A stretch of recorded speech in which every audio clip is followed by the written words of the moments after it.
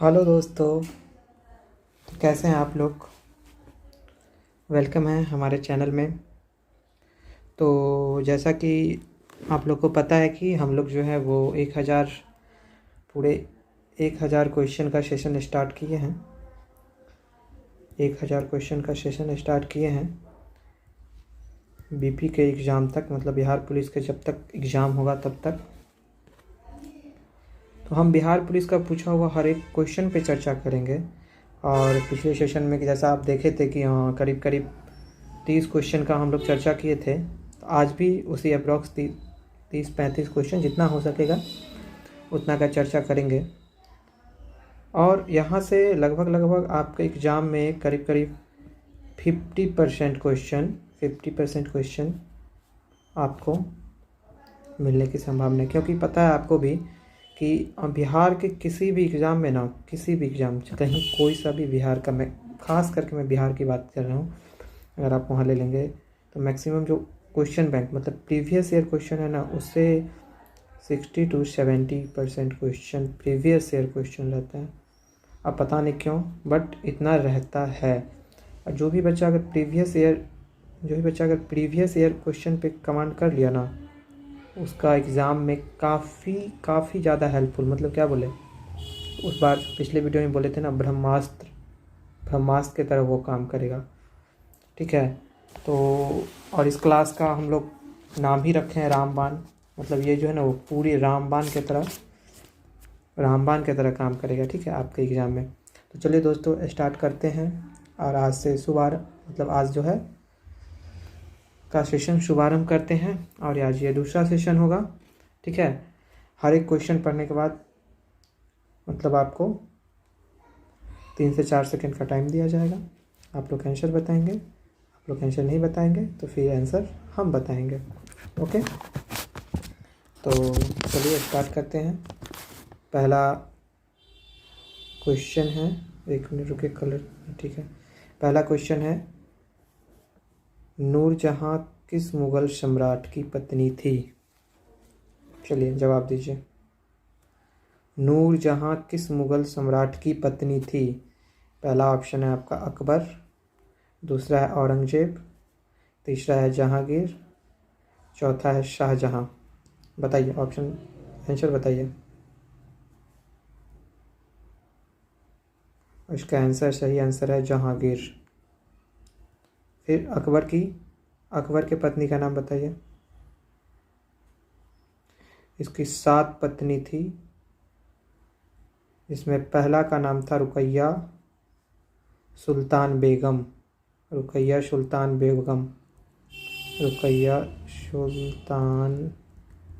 बेगम। औरंगजेब के पत्नी का नाम बताइए। इनकी 13 वाइफ थी। 13वीं बीवी का नाम था मुमताज। ओके, चलिए अगला क्वेश्चन की ओर चलते हैं। अगला क्वेश्चन है, त्राइन का द्वितीय युद्ध किस वर्ष हुआ था? बताइए, त्राइन का द्वितीय युद्ध किस वर्ष हुआ था? पहला ऑप्शन है आपके पास 1526, 1191, 1857, 1757। बताइए। इसका सही जवाब है 1191। ठीक है, और इसके बारे में तो आप लोग को पता ही है, बहुत ही मोस्ट इम्पॉर्टेंट टॉपिक है 1857 का विद्रोह। इसके लिए पूरे का पूरे 4 से 5 क्लास करना पड़ता है इस विद्रोह के बारे में। और पूरी तरह से आप इससे हर एक एग्ज़ाम में 1857 का जो विद्रोह है उससे क्वेश्चन रहता ही है, मतलब नेसेसरी है कि रहेगा। ये तो सब्जेक्टिव का है, बाद में चर्चा करेंगे। और इससे पूछा हुआ क्वेश्चन का चर्चा हम लोग कर लेंगे इसी में। चलिए अगला क्वेश्चन बताइए। वर्ष 1749 में दंडित चालक का आविष्कार किसने किया था? बताइए, किसने किया था? सॉरी, इसमें स्पेस नहीं है, इस बीच में ये ए बी, जल्दी बताइए। इसका आंसर है बेंजामिन फ्रैंकलिन। इसका आंसर है बेंजामिन फ्रैंकलिन। बेंजामिन फ्रैंकलिन जो है वो टंडित चालक का आविष्कार किए हुए थे। और ये जो है ना निकोला टेस्ला, ये रेडियो का आविष्कार किए थे, ये रेडियो। और जो है वो एक्सरे मशीन है ना, एक्सरे मशीन का जो है वो टेक्निक, एक्सरे मशीन का जो टेक्निक जो है वो दिए थे ये। और ये जो है वो टंडित चालक, उसका आविष्कार किए थे। चलिए अगला क्वेश्चन करते हैं हम लोग। बताइए, बहुत आसान क्वेश्चन है। एक वस्तु उस समय स्थिर संतुलन में होता है वह है, मतलब कोई जो वस्तु है वो संतुलन में कब होता है? पहला ऑप्शन है विश्राम की स्थिति में होती है। पहला ऑप्शन विश्राम की स्थिति में होती है, एक वृत्तीय मार्ग पर चलती होती है, समान वेग से चलती होती है, उच्च गति से त्वरित। देखिए चलना यहाँ चलना वर्ड आ गया, तो सीधी सी बात है, अगर चलना वर्ड आ गया है तो ये स्थिर तो होगा नहीं। गति आ गया तो गति तभी होगा जब हम लोग चलेंगे तब, ये भी नहीं होगा। फिर इसमें चलना वर्ड, ये नहीं होगा। विश्राम स्थिति विश्राम का मतलब ही होता है स्थिर, और विश्राम मतलब इसका सही आंसर हो जाएगा विश्राम की स्थिति में होती है। चलिए अगला क्वेश्चन करते हैं हम लोग। एक समतल सतह के माध्यम से सतह के लिए सामान्य चुंबकीय प्रभाव घनत्व और सतह के क्षेत्र का गुणज है। आपका पहला ऑप्शन है चुंबकीय अति संवेदनशील होती है, इसके लिए चुंबकीय प्रवाह के कारण, चुंबकीय प्लस के कारण, या चुंबकीय अनुकंपन के कारण। चलिए इसका जवाब दीजिए जल्दी से। और इसका सही जवाब है चुंबकीय प्रवाह के कारण, चुंबकीय प्रवाह के कारण। चलिए अगला क्वेश्चन करते हैं। संविधान का निर्माण सर्वप्रथम किस देश ने किया था? बताइए, संविधान का निर्माण सर्वप्रथम किस देश ने किया था? ये आज का 6ठा क्वेश्चन है और क्लास का आई थिंक 30 क्वेश्चन पहले हो चुका है और ये 6ठा क्वेश्चन है। 30 + 6 36। चलिए फिर अगला क्वेश्चन बताइए। संविधान का निर्माण सर्वप्रथम किस देश ने किया था? इसका आंसर है सी, USA, United state of America किया था। और बताइए दूसरा कौन था? फ्रांस। दूसरा जो था वो फ्रांस था। ये कब किया था? USA कब किया था? 1789। और ये फ्रांस है वो किया था 1954। ठीक है, चलिए तो ये दोनों जान। चलिए भारत का संविधान कब बना था ये बताइए। भारत का संविधान कब बना था? 26 नवंबर 1949 को। इसको जो है स्वरूप में नहीं, बस ग्रहण किया गया था। ठीक है, ग्रहण किया गया था, मतलब जो भी था वो मतलब प्रकाशित नहीं था, हम लोगों को नहीं पता था। और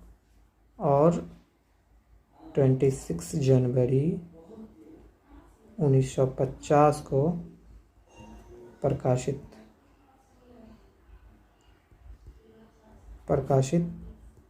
किया। 26 जनवरी 1950 को हमारे संविधान को प्रकाशित किया गया था। और 29 नवंबर को जो है उसको जो है वो मतलब लाया गया था, वो भी कमेटी जो उनके बने थे उनके अधीन, मतलब वो लोग अपने आपस में विचार किए थे और 26 नवंबर 1949 को जो है वो फाइनल कर दिया गया था कि संविधान ये रहेगा। लेकिन 26 जनवरी 1950 को है जो इसको जो है वो लागू किया गया। ठीक है, देखिए सातवां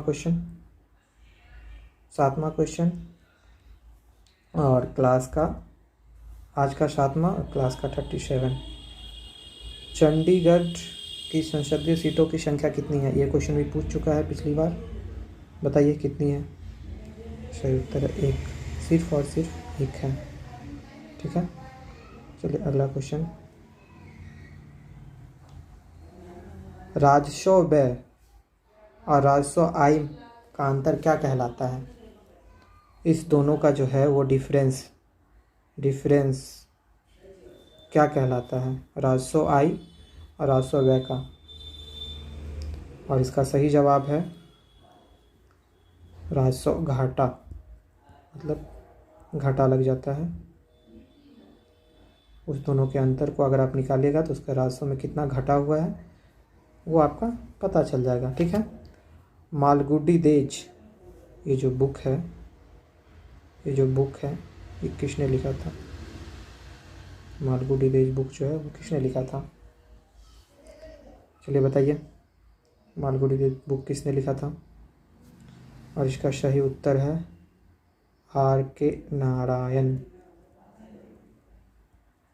ठीक है। चलिए फिर अगला क्वेश्चन करते हैं।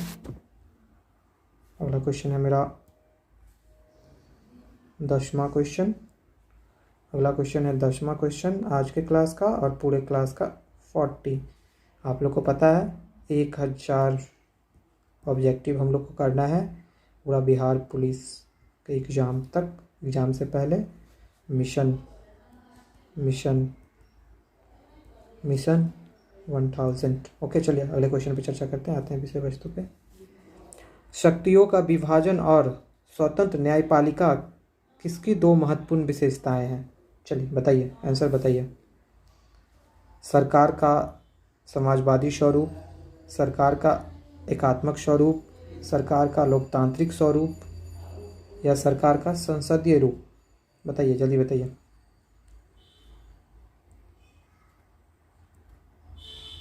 और इसका सही आंसर है सी, सरकार का लोकतांत्रिक स्वरूप। स्वरूप होगा, रूप दोनों ठीक है। सरकार का लोकतांत्रिक स्वरूप। ठीक है। चलिए अगला क्वेश्चन बताइए।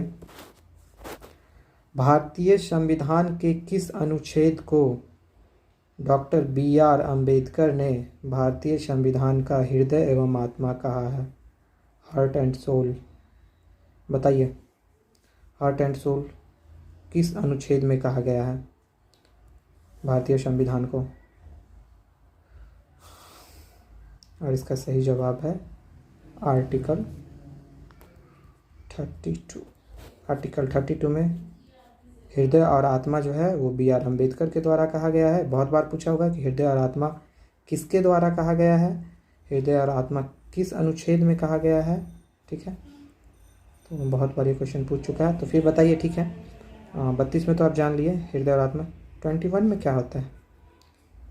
आपके 21 में होता है कि जीवन जीने का जो है ना, किसी भी मतलब व्यक्ति को जीवन जीने का स्वतंत्रता है और मतलब उससे मतलब कोई स्वतंत्रता उस चीज़ से वंचित नहीं कर सकता है, उसके ऊपर अपना कानून नहीं जमा सकता है। वो स्वतंत्र है, पूरी तरह से स्वतंत्र है। किसी अगर मतलब जैसे होता है ना टॉर्चर, ये वो दिस दैट, ये सब आप नहीं कर सकते किसी को। वो पूरी तरह से स्वतंत्र है अपनी ज़िंदगी में।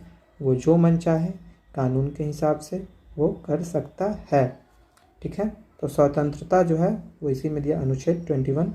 ठीक है। और ये बताइए 19 में क्या है? आर्टिकल 19। आर्टिकल 19 में क्या है?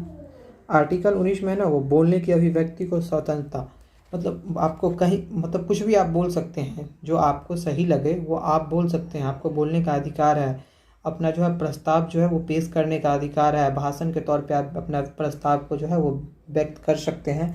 इसकी आपको आर्टिकल 19 में जो है, आर्टिकल 19 के अनुसार संविधान जो है वो आपको स्वतंत्रता देती है, जो आपसे कोई छीन नहीं सकता या आपको कोई मना नहीं कर सकता। ठीक है। फिर आर्टिकल 14। आर्टिकल 14 में क्या होता है? कानून के समक्ष समानता, मतलब सबको एक समान से देखती है कानून, या वो कोई भी हो उसी मतलब संविधान के आर्टिकल 14 में कानून के समक्षता समानता, मतलब कानून का जो भी मतलब है ना, जो भी व्यक्ति है वो कोई भी हो, वो पुलिस ऑफिसर ही क्यों ना हो, उनके लिए भी कानून बराबर है। जो संविधान में लिखा हुआ है, एक लोअर ग्रेड चाय वाला क्यों ना हो, उसके लिए भी कानून सेम है। ठीक है, तो चलिए ये समझ गए। 14 में कानून के समक्ष समानता, 21 में जीवन जो जीने का स्वतंत्रता है, आपको कोई वंचित नहीं कर सकता। 32 में तो समझ गए। B.R. अम्बेडकर जो है भारतीय संविधान को हार्ट एंड सोल बोले थे, मतलब हृदय और आत्मा। और 19 में जो है बोलने की स्वतंत्रता है, आप कहीं भी अपना अभिव्यक्ति को पेश कर सकते हैं, इसके लिए आपको पूरी तरह से छूट है। चलिए अगला क्वेश्चन जो है 12वां क्वेश्चन, भारत के संविधान के किस अनुच्छेद के अंतर्गत सशस्त्र बलों के सदस्यों के मौलिक अधिकारों पर विशेष रूप से प्रतिबंध किया जा सकता है? और इसका सही जवाब है, बताइए आप लोग, फिर हम बताते हैं। और इसका सही जवाब है अनुच्छेद 25। इसके थ्रू अभी आपको हम 19 में बता दिए थे। 19 में क्या होता है? बोलने का, अभिव्यक्ति का स्वतंत्रता। 21 में क्या होता है? 21 में भी अभी बताए थे, आपका जीवन में आप स्वतंत्र था, आप जो चाहे कर सकते हैं, आप पे कोई किसी भी तरह से टॉर्चर या जोर ज़बरदस्ती नहीं कर सकता है। और बच गया, ये दोनों आपको बता ही दिए थे ऊपर, और ये बच गया ये 33। तो आप लोग बताइए 33 में क्या होता है?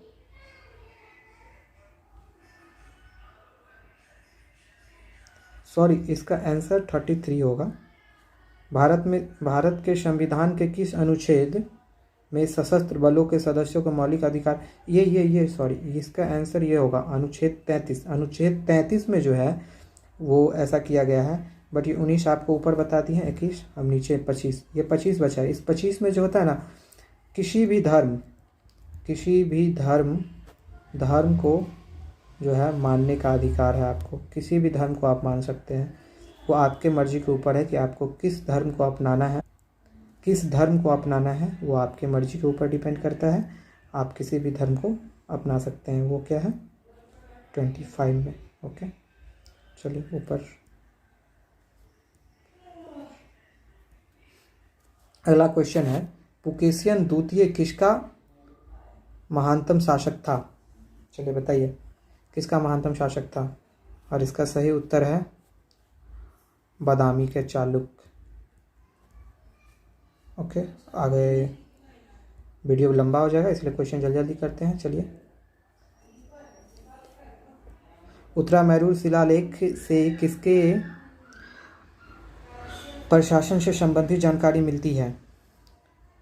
उत्तरामेरूर शिलालेख से किसके प्रशासन से संबंधित जानकारी मिलती है? बताइए, इसका सही उत्तर बताइए। और इसका सही उत्तर है चोल, 14 का डी। चलिए अगला क्वेश्चन, बिहार में कृषि विश्वविद्यालय की स्थापना कहाँ की गई थी? बिहार में कृषि विश्वविद्यालय की स्थापना कहाँ की गई थी? पहला ऑप्शन समस्तीपुर, दूसरा ऑप्शन मोतिहारी, तीसरा मुजफ्फरपुर, चौथा नालंदा।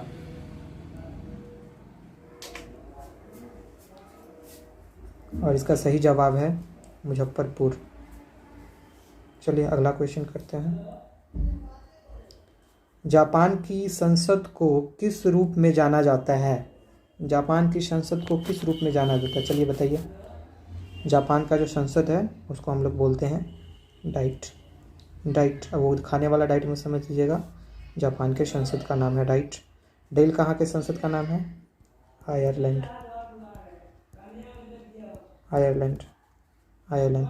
चलिए अगला क्वेश्चन करते हैं,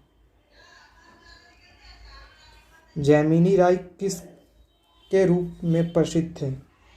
मतलब जैमिनी राय जो थे वो क्या थे? एक डांसर थे, नर्तक, जादूगर, पेंटर, चित्रकार। चलिए जवाब दीजिए, क्या थे? और इसका सही जवाब है वह एक पेंटर थे। चलिए अगला क्वेश्चन करते हैं, कहड़वाल वंशीय शासकों द्वारा बिहार में तुरुस्क दंड की वसूली का चर्चा एक अभिलेख में मिलता है। किस अभिलेख में मिलता है? जवाब दीजिए, किस अभिलेख में मिलता है? इसका पहला ऑप्शन है गया, दूसरा है मनेर, तीसरा है मुंगेर, चौथा है पटना। और इसका सही जवाब है मुंगेर में। ये जो है शिलालेख, ये शिलालेख जो है जहाँ से तुरुस्क दंड का जो वसूली है उसका जो अभिलेख मिलता है वो मुंगेर से मिलता है। काफ़ी सारा अभिलेख जो है वो पटना में भी मिलता है, पटना से भी मिला था, गया में भी बहुत सारा। उस सब की चर्चा हम लोग सब्जेक्टिव में करेंगे। चलिए तो ये बताइए, माउंट एवरेस्ट पर चढ़ने वाली सबसे पहली अपंग महिला कौन थी? आपको पता होगा कि कि जो सही तरीक़ा से जो वो चढ़ी थी, मतलब जो अपंग नहीं थी, एक प्रॉपर, मतलब उनके पास हाथ पैर सब कुछ था, अपंग नहीं थे, वो जो थी वो चढ़ी थी, उनके बारे में बताएंगे। पहले ये बताइए इस क्वेश्चन का आंसर कौन है, कौन सी पहली अपंग महिला थी जो माउंट एवरेस्ट पे चढ़ी थी? सही आंसर है अरुणिमा सिन्हा। और ये बताइए फिर ये कौन थी, शमीना बेग कौन थी? शमीना बेग ये 2013 में पहली पाकिस्तानी थी जो माउंट एवरेस्ट पर चढ़ी थी और पाकिस्तान का झंडा लहराई थी। वो ये जो थी वो पाकिस्तान की थी। ओके, चलिए फिर ये कौन, बिछंदरी पाल, ये इंडियन फर्स्ट वुमेन थी जो माउंट एवरेस्ट पे चढ़ी थी। ये विकलांग नहीं थी, ये मतलब अपने शरीर बॉडी से पूरी तरह से फिट थी। चलिए उसके बाद राहा मोहर्क ये बताइए ये कौन थे? सऊदी अरब के सबसे यंगेस्ट अरब, मतलब अरब के जो थे वो यंगेस्ट लड़की थी, वोमेन थी जो माउंट एवरेस्ट पे चढ़ी थी। शायद ये दुनिया के भी सबसे यंगेस्ट थी जो माउंट एवरेस्ट पे फर्स्ट टाइम चढ़ी थी। और ये किस देश से थी? अरब। ये किस देश से थी बताइए आप लोग? अरब, ये भारत, ये शमीमा बेग, ये कहाँ से थी? पाकिस्तान। ये कहाँ से थी? पाकिस्तान से। ठीक है, चलिए अगले क्वेश्चन की हम चर्चा करते हैं। बिहार राज्य के पश्चिमोत्तर कोने मतलब पश्चिम में हिमालय पर एक चोटी है, किसके नाम से जाना जाता है? मतलब बिहार में एक पश्चिम में जो चोटी है वो किसके नाम से जाना जाता है? ये बहुत ही आसान क्वेश्चन है जो सब लोग जानते हैं, वो है सामेश्वर की पहाड़ी। ठीक है, कैमूर की पहाड़ी के बारे में बताइए, ये किस चोटी पे है? विंध्य श्रेणी में है कैमूर की पहाड़ी। ठीक है, ये राजगीर की पहाड़ी कहाँ पे है? राजगीर की पहाड़ी आपको इस पे मिल जाएगा, छोटा नागपुर के पठार के तरफ। ठीक है, चलिए अगले क्वेश्चन की चर्चा करते हैं हम लोग। निम्न राज्यों में से किसे भारत का अधिक बाढ़ अभियुक्त राज्य माना जाता है? मतलब सबसे ज़्यादा भारत में कहाँ बाढ़ आता है? ये तो आप लोग को पता ही होगा कि भारत में किसी कारण बस डिस्टर्ब हो गए थे। चलिए फिर से अगला क्वेश्चन जो है वो बताइए, निम्न राज्यों में से किसे भारत का अत्यधिक बाढ़ अभिमुख राज्य माना जाता है? चलिए जवाब दीजिए आप लोग। पहला ऑप्शन है उत्तराखंड, दूसरा ऑप्शन है झारखंड, तीसरा ऑप्शन है बिहार, चौथा ऑप्शन है नागालैंड। बताइए। और इसका सबसे जो है वो सही जवाब है वो है अपना बिहार में सबसे ज़्यादा बाढ़ आता है। हमें तो शायद लगता है दुनिया में भी अगर बोल दे तो यहीं आता होगा, पता नहीं,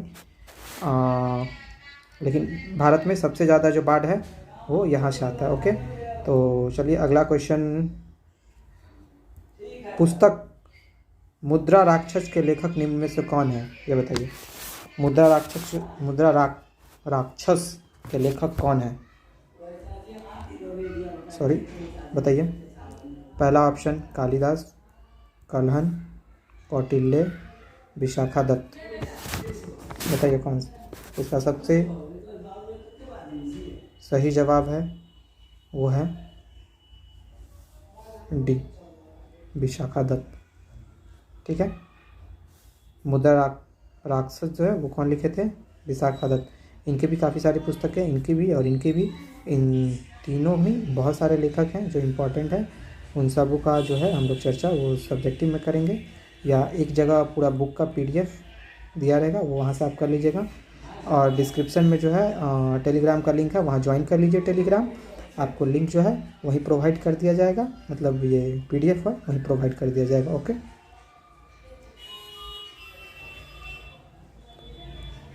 और बताइए विष्णु पद मंदिर कहाँ स्थित है? विष्णुपद मंदिर कहाँ स्थित है बताइए? गया, वाराणसी, नालंदा, राजगीर। और इसका सबसे जो सही उत्तर है वो है गया, ए। बिहार में बोध गया में स्थित महाबौद्धिक मंदिर विश्व विरासत घोषित किया गया है। कब घोषित किया गया ये बताइए? कब घोषित किया गया? इसका जो सही उत्तर है वो 2002। 2002 में जो है इसको विश्व विरासत जो है वो घोषित कर दिया गया है। और अगला क्वेश्चन करते हैं। डॉक्टर राजेंद्र प्रसाद का जन्म स्थान बिहार के किस जिले के अधीन आता है?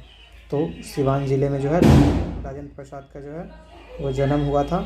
ठीक है, सॉरी बाहर कुछ आवाज़ है, अनवांटेड साउंड, जिसकी वजह से प्रॉब्लम हो रही होगी। तो ठीक है, चलिए अगला क्वेश्चन करते हैं। जल्दी जल्दी क्वेश्चन कर लेते हैं, ख़त्म ही होने वाला है। उत्तर बिहार में प्रमुख धंधों में सम्मिलित है। देखिए ये चीनी, ये तो सबको पता है जो इम्पोर्टेंट है। अब बताइए अगला बताइए अगला कौन सा होगा? अगला कौन सा होगा? जूट, दवा तो नहीं है, जूट। फिर अगला कागज, दवा। Question number C, answer number C, answer number C जो है वो सही है। अगला क्वेश्चन, निम्न में से कौन सा राष्ट्रीय उच्च मार्ग बिहार से होकर गुजरता है? बताइए कौन सा राजमार्ग बिहार से, कौन सा NH बिहार से होकर गुजरता है? NH-77, NH-19, NH-30, उपयुक्त में से सभी। और इसका सही उत्तर है सभी। ये सब जो है वो इस NH का भी जो है PDF टेलीग्राम में मिल जाएगा आपको। टेलीग्राम का लिंक नीचे डिस्क्रिप्शन में है, आप वहाँ ज्वाइन कर लें। ठीक है, और अगला जो है वो है जल का घनत्व 1 ग्राम सीसी है। यह बिल्कुल सही है। बताइए जल का घनत्व 1 ग्राम सीसी बिल्कुल सही कहाँ से है? 0 डिग्री सेल्सियस पे, 4 डिग्री सेल्सियस पे, 25 डिग्री सेल्सियस पे और 100 डिग्री सेल्सियस पे। और इसका सही जवाब है 4 डिग्री सेल्सियस पे। चलिए अगला क्वेश्चन करते हैं। विकिरण के परमाणु सिद्धांत के संस्थापक कौन है? बताइए जल्दी जल्दी बताइए कौन है संस्थापक? और इसका सही उत्तर है प्लैंक। अगला क्वेश्चन, खाना पकाने के बर्तनों को नीचे बाहरी हिस्सा को काला क्यों छोड़ा जाता है? काला क्यों छोड़ा जाता है बताइए? क्योंकि काली सतह ऊष्मा की अच्छी अवशोषक होती है। काली जो सतह होती है वो ऊष्मा की अच्छी अवशोषक होती है। सेशन हो गया हम लोग का। अब 30 सेशन इसमें हो गया है, 30 पिछले सेशन में हो गया, मतलब टोटल 60 क्वेश्चन हो गया है। अभी भी हम लोग को 940 क्वेश्चन और करना है। जल्दी जल्दी से इसको सेशन में हम ख़त्म कर लेंगे। एक दिन मैराथन भी आएगा 2-2.5 घंटे का। ठीक है, पहले अभी मतलब डायरेक्ट 200-250 क्वेश्चन होगा। अभी 60 क्वेश्चन हो चुका है। इस 60 क्वेश्चन के साथ ही हम अपने क्लास को करते हैं द एंड। मिलते हैं अगले क्लास में। आज के लिए इतना ही। गुड बाय, जय हिंद, जय भारत। अगर आप इस चैनल पे नए हैं तो प्लीज़ चैनल को सब्सक्राइब कर ले। नीचे टेलीग्राम का लिंक है, उसको ज्वाइन कर ले। जो आपको जो है वो सारा PDF मिल जाएगा। ठीक है, ओके, थैंक यू, बाय, जय हिंद, जय भारत।